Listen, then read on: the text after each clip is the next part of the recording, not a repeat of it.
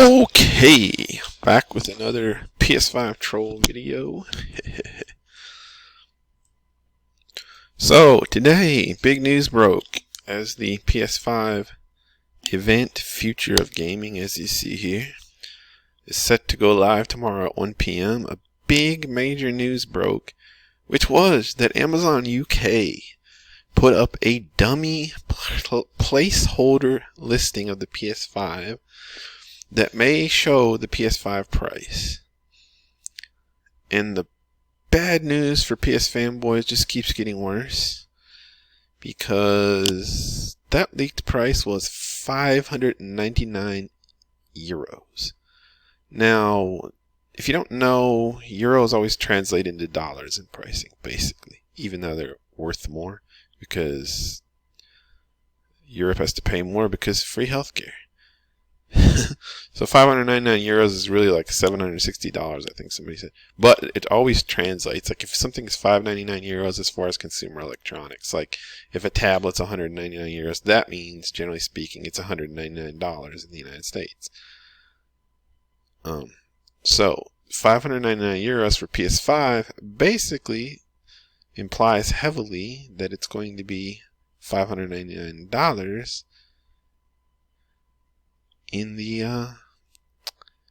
US. Actually, I guess it's 599 pounds. This is not a euro symbol here. I guess it's pounds. I thought pounds was worth like $2 to $1. But I think somebody did the currency conversion on Reset Error and it was 760, which is about right. Europe's always priced higher, but the currencies translate. Like I said, if it's 599 pounds in the UK, it's $599 in the United States. So basically, this tells us the PS5 pre-listing a dummy placeholder listing for $599. Now, is this 100% a sure thing? No. It's not a 1,000% sure thing, but it's a pretty big hint, and it's a pretty bad deal for Sony, because $599 is higher than anybody thought for the PS5. And we already had the Bloomberg article talking about how they're struggling with the price, that the cost of the components is too high on the PS5 and they were worried about it. This was a long time ago. Here's another really big blow, is that somebody found some PS5 games listings and they were $69.99, not the usual $59.99.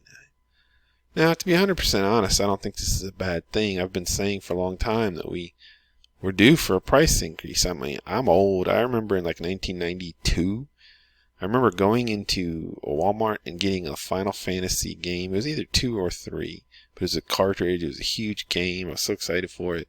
Man, those were the days, weren't they? Holy smokes. Anyways,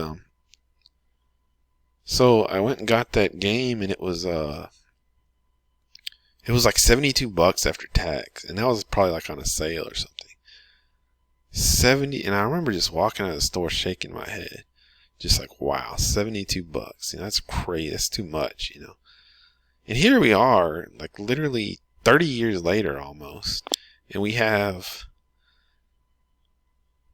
games going for $59.99. And then if you compare the actual games, they're like 20,000 times bigger. Like Super Nintendo games were like little 4-hour top-down shoot-'em-ups. No multiplayer, no online, compare that to something like a game I play a lot, Destiny 2, or used to. How many times more complicated is Destiny 2 than like Final Fantasy 3? That was just like 2D graphics. Like 20 people probably made that game, Destiny 2 versus Final Fantasy versus like a Mario Brothers game or something is probably like 20 billion times more complex. But anyways, that's a tangent, but yeah, we're paying less for Destiny 2. Well, actually, we pay nothing, but we pay less for games now than we did 30 years ago. It's crazy. So that's my point there, is that games, and they make their way around that in some ways by doing microtransactions, DLC, all that stuff. That's a way to make up for it. But I've been thinking that, it's about time to hit another game. I think if a game's going to $70, nobody will really blink, You'll still pay it. Anyways, so that's neither here nor there, but it's bad news for Sony. You know, the looks like PS5 is reaching new highs of pricing. And if it's $599, Xbox Series X is not going to be $599, you know. Well, I think it could be that this pricing is wrong the more I think about it. Another thing that was interesting is they had listings for a PlayStation 5 2TB and a PlayStation 5 1TB. And both were priced $599. And neither makes sense because Sony officially said that the PlayStation 5 is going to have an 825GB SSD. Because of the way they had to arrange the memory chips, it has a weird number there. It can only have like 8 memory chips to get the super fast SSD, whatever. Or not, yeah. They had to be laid out that way. So instead of getting a normal 1TB drive, which would be the simple, obvious thing, PS5 has a goofy 825GB drive. So how could they have a 1TB and a 2TB? Well, you would assume that's just placeholders, you know, and that the 2TB one would probably be actually a doubling of the 825GB one, because they could use double RAM chips or you know, flash chips. So it would be 1.65TB actually instead of 2. And that's another reason the PS5 is going to fail, man. This goofy SSD sizes, because people are going to look at that and be like, well, Xbox has 1TB, 2TB. It has more, you know. It's one of the simplest things, but consumers look for a bigger number equal better. And it wouldn't matter if the PS5 was more powerful, but we know the Xbox Series X is more powerful, so it's going to be a problem. But yeah, so presumably it's not, you know, 1TB, 2TB. It's 825GB, 1.65TB, presumably. You know, we don't know for sure. And the fact they're both $599 obviously doesn't make sense. Probably I'm thinking one will be $499 and one will be $5. The 1TB. If I was to make a guess, I would think it's going to go like this. Like the PS5, this just makes all the sense in the world to me. The PS5 at base console with 825GB would be $499, and the PS5 1.65TB will be $599. And that's bad news for PS5, because I think that my guess is the Xbox Series X is going to come in the 1TB. They may have a 2TB SKU as well, but the 1TB Xbox Series X, I think it's going to come in at $499 as well. So, you know, Sony's lost the minute that they are priced the same, because Xbox Series X is more powerful. Now, the Sony fanboys want to confuse the issue, as they do, and try to, you know, say, oh, we got the faster SSD, which nobody cares about. You know, like if you built a gaming PC and you put like a really fast SSD and you put like a GTX 2070 in, and then you built another one with a GTX 2080 Ti and like only a mid-speed SSD, which would you go for? You're going to go for the mid-speed SSD and the powerful GPU every time. The SSD doesn't render pixels, you know, it just can't. And it has like 9 gigabytes a second bandwidth. You know that the PS5 GPU has 448 gigabytes a second bandwidth, so it's like 45 times more bandwidth than the SSD. So there's no way the SSD can feed the GPU, you know. Like they want to act like it can. Now it can help load in some more data, but it's not nearly enough bandwidth for all the particle effects and things. So yeah, it's just you know, it's bad news for PS5 in my opinion. It's looking like it's going to be the same price as Xbox Series X, but less powerful. Which anytime you're the same price and less powerful, you failed at engineering. Which, you know, I've said it a million times, happens. Xbox failed with engineering last generation. The Xbox One was underpowered. It had I think it was 30 megabytes of ESRAM. That was garbage, not necessary. And then it was priced high because it came out with Kinect, which was a bad move. And you can blame it all on Don Matrix because he was heading Xbox then. But, you know, regardless, they screwed up with Xbox One. And they lost the gen big time because of it. Well, to me, all the signs are there that PS5, and nobody wants to admit it because there's so many Sony fanboys on the internet. All the signs are there that Sony screwed up the PS5. Now, we'll see. And if you're a Sony fanboy, I think that you've got more going for you because it's closer. You know, the PS5, the PS4 was like half again as powerful as the Xbox One X almost. Whereas the PS5 is probably, now don't buy the 10 teraflops nonsense. It's nonsense. It's Sony fanboy nonsense. They're going to try to say it's 10.28 teraflops. That's the best case. It's going to clock lower than that a lot. So it's not 10 teraflops. It's probably, if I was to guess, more like the original 9.2, you know. So don't listen to this BS that it's a 10.28. It's 9, really 9.2. You know, that may scale up to 10. So it's somewhere in that 9 to 10 range, which is a significant, it's like 20-30% deficit to the XSX. But it's not double or anything. It's not as much as the gap was between PS4 and Xbox One. So I think PS5 will be in a better position there. And, you know, they've got a really strong brand, particularly in Europe. I don't think exclusive games matter almost at all, no matter what the nonsense prevailing wisdom. You know, I was just talking to a dude.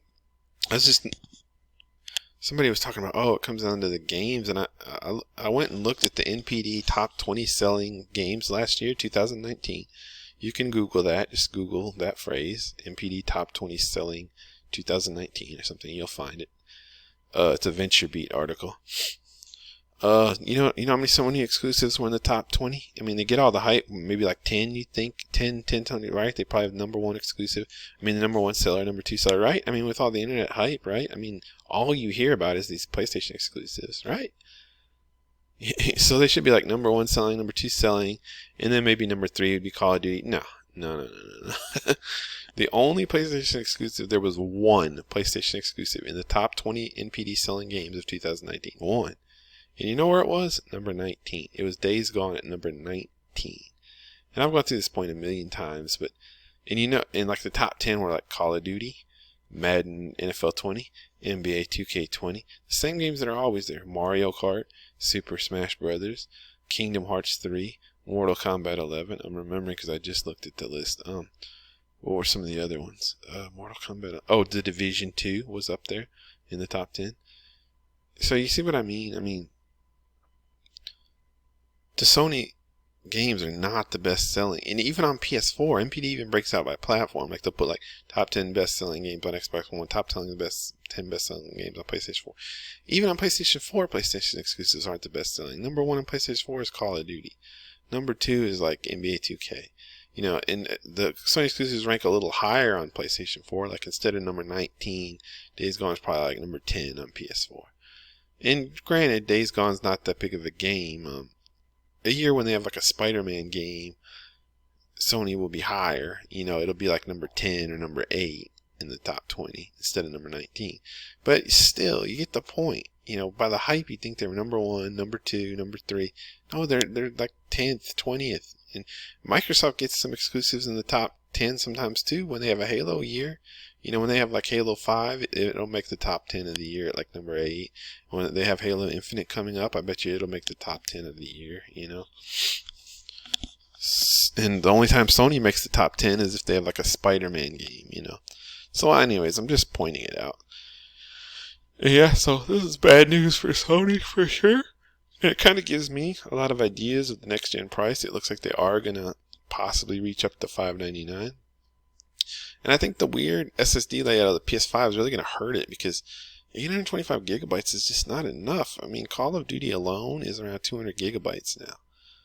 The newest Call of Duty. And on top of that, you know, like probably 200 gigabytes of these SSDs is always taken up out of the box by the operating system and then like the conversion, because 1 terabyte is not really 1 terabyte. It's like 900 gigabytes because of the bits to bytes conversion or something like that.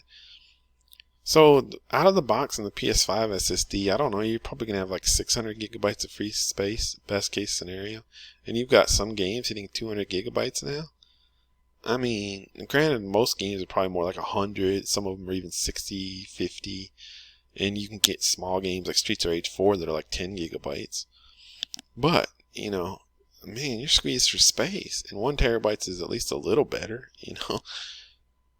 And so, you know, I remember when PS3 came out, they had a 20 gigabyte version and a 60 gigabyte version. And nobody bought the 20 for $4.99 and a 60 gigabyte version for $5.99. Nobody bought the 20 gigabyte version. So if people go the same way with PS5 and nobody wants the 825 gigabyte version, then that makes the base price going to be $600, you know? I don't know. This doesn't look good for PS5. The price is high. And it pretty much just proves that the Xbox Series X is going to be the same price, you know? So, yeah. PS5 takes another blow, takes another loss. I'll probably be back with another video tomorrow covering the Sony first party showcase. I could maybe dump a few thoughts. I think they're going to show some good looking games because Sony knows their bread and butter is graphics, and you know they always, you know, all their fanboys hype is graphics, which is funny because they've got the less powerful console, and now they're going to say it's all about the games. But all they do is talk about how great Uncharted looks, how great Killzone 2 looked back. All they do is, oh my gosh, those graphics. That's all Sony fanboys do, and they try to, you know, just beat down Xbox. Oh, those graphics are so good compared to Xbox. You know, what a load of crap. They're overrated. But I think Sony's going to put its best foot forward, is my point tomorrow. So I think there will be some good looking next gen only games tomorrow, with probably some really great looking stuff, maybe even some mind blowing stuff. But it's all stuff that Xbox Series X will obviously be able to do and more. But yeah, the point is, if I was to make a prediction, I'll predict a really good, a good show for Sony tomorrow, because they know the graphics is what their fanboys care about, not games. So they're going to deliver some graphics tomorrow, I think, hopefully. Because if they don't, next gen's not looking too good after the Xbox reveal. The graphics were a little poor there. But I think Sony will deliver some really nice graphics tomorrow. I'll say that much. So yeah, that's about all I've got here.